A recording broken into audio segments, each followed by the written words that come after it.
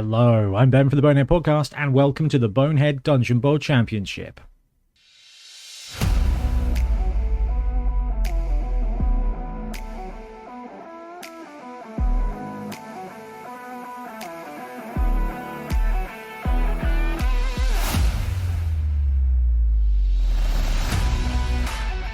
Dungeon Bowl takes the carnage of Blood Bowl and places it underground with wizards and teleporters and magical treasure chests and bombs and opposing teams. So the Bonehead Dungeon Bowl Championship, we are taking all 8 colleges of magic and playing out against each other across 7 games to find our very first Bonehead Dungeon Bowl Championship champion. Now, we have played our first 4 rounds. This is a knockout tournament, so those teams that have lost are now lost in space and time for the purposes of this competition. And that brings us to our very first semi-final. We've got the College of Metal versus the College of Heavens. Now, we're not going to spoil the other matches for you, just in case you haven't seen them.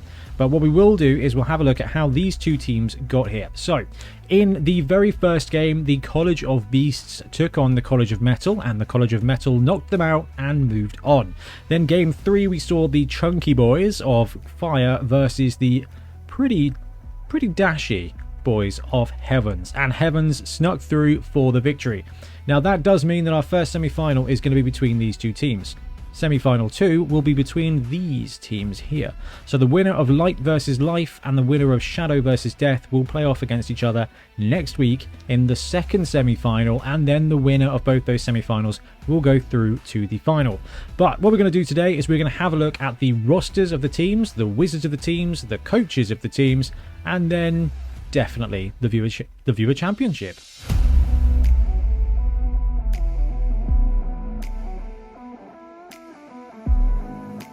First up is the College of Heavens. This team was built and beautifully painted by Milton. We've got 2 nobility blitzers. One of them has been upgraded with dodge. We've got 1 human thrower with portal navigator. That will allow him to re-roll the number of the teleporter that he comes out of if he wanders into a teleporter. We've got 3 Saurus blockers here. Movement 6, strength 4. These are the bash element of this team, and they've all been upgraded with block. So we've got proper blockers with block here. And the team is rounded out with 5 skinks. Now, we saw the skinks in the first round. They are fantastic Dungeon Bowl players. Movement 8, agility 3+, with dodge and stunty means that in a dungeon environment, 8 squares, they are kind of unstoppable when it comes to that. And the team is backed up with 4 rerolls as well. Now, the College of Heavens has got that consistency with those rerolls and the skinks with the dodge. But if you look at their strength ability, they have got very, very little in the way of resilience. The nobility blitzers have got block. The Sauruses have got block. Everybody else without block and low armor here. This team is definitely more dash than bash.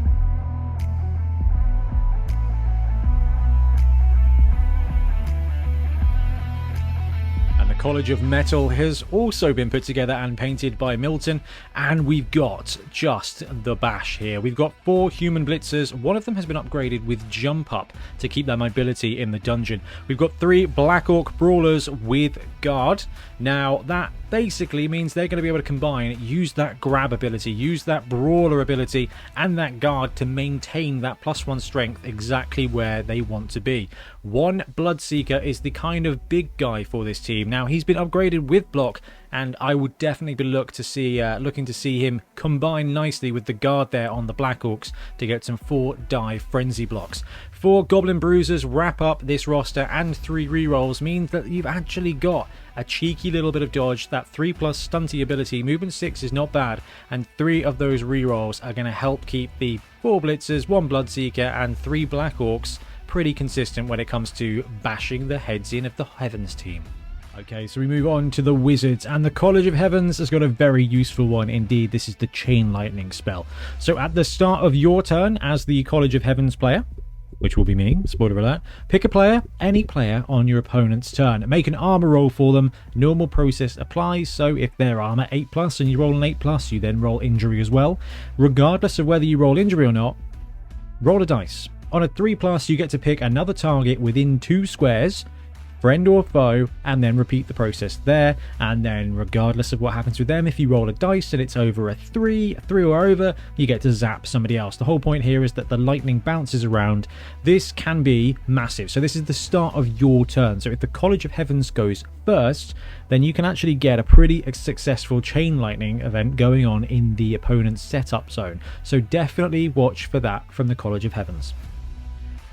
And the College of Metal is no slouch either. Bit more of a one-piece removal here. So at the start of your turn, and your turn being the College of Metal, pick a player on their turn, on their team, and roll 2d6. If you roll equal to or under their armor value, they are immediately knocked out.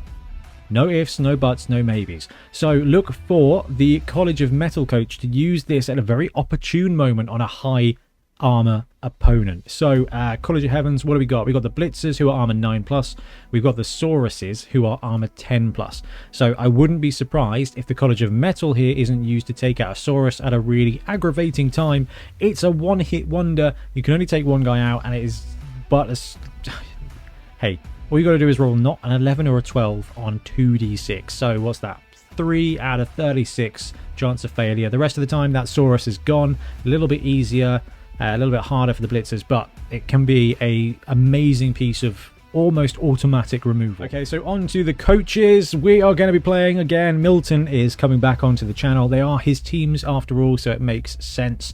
Now, both of these teams have been put together by Milton, sort of for the series and sort of for the Dorset Dungeon Bowl, which he did get to play in. I think he took the Heavens team in the end, but he will be running Metal today, or this weekend, and I will be running his Heavens team. So in the kind of matchup of Bash versus Dash, Milton has the edge here in combat, in strength and combination. Now I've got 3 Saurus blockers who are strength 4, which will go nicely against those Black Orcs, but Black Orcs do have a little bit of an edge here. They've got a pseudo combat skill when it comes to Brawler. They've got Grab, which is going to be incredibly useful for positioning in the dungeon. They've got that Guard ability, which is going to help each other get 2 dice, even on my Saurus, and then that Bloodseeker with Frenzy and Block. If he can swing in there, then that's a ton of dice as well, and he's got the Blitzers to fall back on. So the Bash element definitely sitting with Metal here. We could see a really strong Metal Cage. Now Heavens, got all the speed, got all the speed, got those skinks. They are awesome. We've got the Sauruses who've got plenty of strength to kind of clear the ways. So I feel like this one's going to come down to, is it going to be a quick score? I think Metal here wins the war of attrition. So it's going to be another kind of Bash versus Dash situation. Okay, so this is round 2 now, which means we're swapping the dungeon map. Just for the semi-finals, we'll be using map 2 from the Dorset Dungeon Bowl.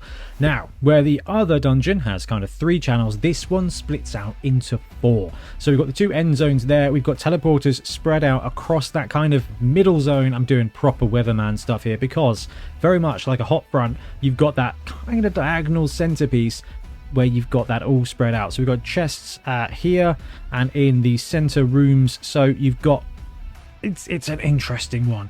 This one allows a faster team to be able to swing round, but still has only 3 entrances to the main zone. So a slower defensive team can still turtle up a treat. I love this dungeon. It is very different than the third one, than the 1 and the 2 dungeon. So you've got those different angles in this matchup. Metal are going to look to probably spread out. So if I was Metal and I was here, I'd probably want to post solid defense here and then spread out throughout the dungeon to try and create lots of tackle zones, create lots of issues for the Heavens team to run and dash through. If I was the Heavens coach, and I'm going to be the Heavens coach, then I'm going to want to use my heavy hitters to get into a reasonable spot while really just trying to get the ball as quickly as possible. I feel like Heavens are going to be playing against the clock here. Each and every turn, Milton's going to bring on another combat piece. The first 8 drops are solid, the last 3 are goblins. Goblins versus skinks, they're just as deadly really. So it's going to be a really interesting one, but it'll be fun to see the different map on the table. Okay, so that means we get to move on to our viewer championship now. So this is going to be game 5. We've got 30 coaches tied in first place with 4 points so far. Watch the end of the video for the full Star Wars roll. Now, last week we had a very heavy prediction for Shadow to beat Death, which was interesting. I'm not going to spoil the result. So if you haven't caught that game, you still have time to go back and watch it. It was between me running Shadow and Trips running Death. a really classic Dungeon Bowl game. Really enjoy that one, so that's a good one. So we've got 30 coaches tied at 4 points with 3 games to go, so make sure you get your guesses in now. Okay, I think that's going to basically do it. We've got a new map. We've got our first teams that have made it through to the semi-final. We're bringing Milton back to be there for both of his teams in the tournament. So I'm really looking forward to this one. I get to run Heavens, which is a very cool college, and I think I underrated it going into Dungeon Bowl. Metal, however, as you would have seen already, a very potent college. So this is going to be a really good game. Anyway, I'm going to wrap up now, and thank you very much for watching. We'll be back soon with more Blood Bowl content.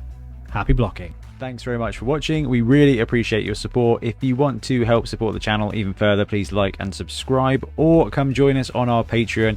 We have early access to content. We get loads of feedback from you guys, and we try and do competitions as much as we can. Or you can get yourself some Bonehead Podcast merch on our Spreadshirt site. So if you want to support a team, especially for the Bonehead Championship, you can pick up a shirt, a mug, things like that. It all helps support the channel, and we really appreciate it. Anyway, links below. Thank you very much. Happy blocking.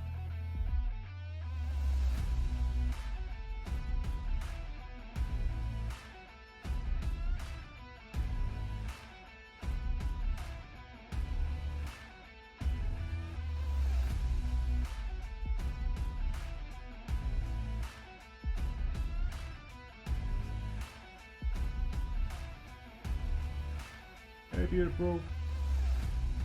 Yeah, you okay? Yeah, just wrapping up.